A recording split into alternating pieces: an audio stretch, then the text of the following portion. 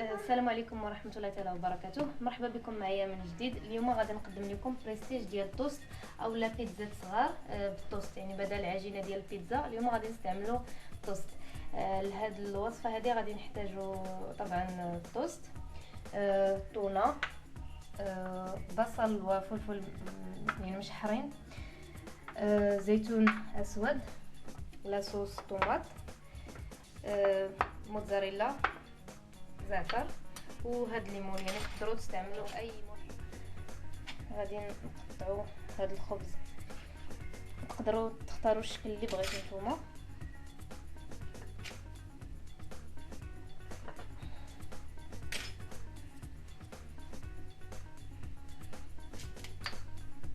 نديروا هذا الشكل اخر.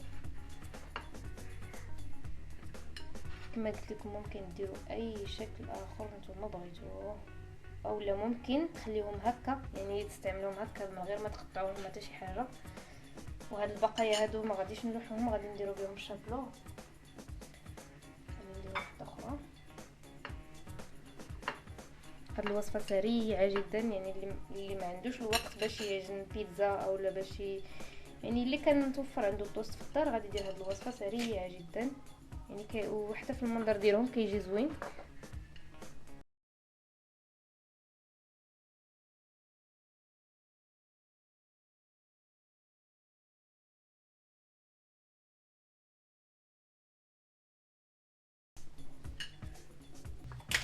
الحشوه اختياريه، ماشي ضروري تلتزموا بهاد المقادير اللي انا عطيتكم.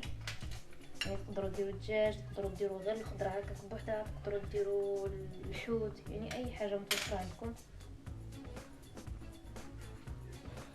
بالنسبه لهاد لاصوص هذه انا خديت طماطم عاديه، يعني قطعتها اولا تخليوها هكاك ودرتها في شويه د الماء يعني حتى تسلقات مزيان، وخديتها طحنتها في الخلاط الكهربائي. من بعد عاد درت لها زيت العود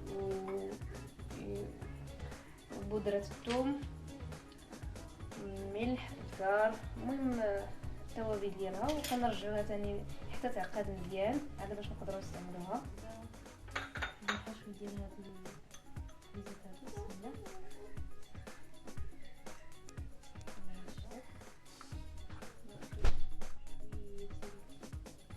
الفلفل الاخضر، البصل، يعني تقدروا ديروا فلفل الوان اللي متوفر عندكم. الثومه،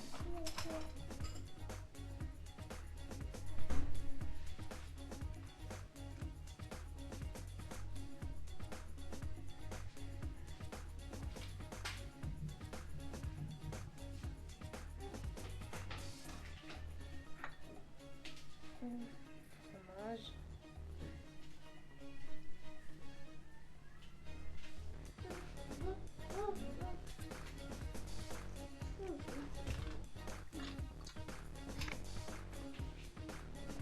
ثانيه،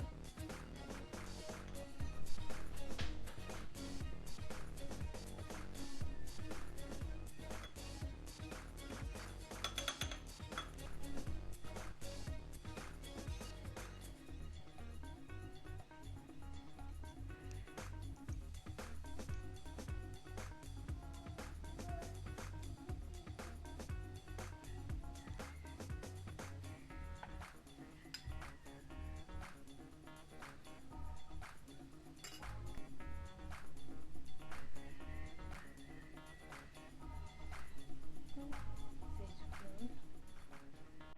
نديرو شكل اخر.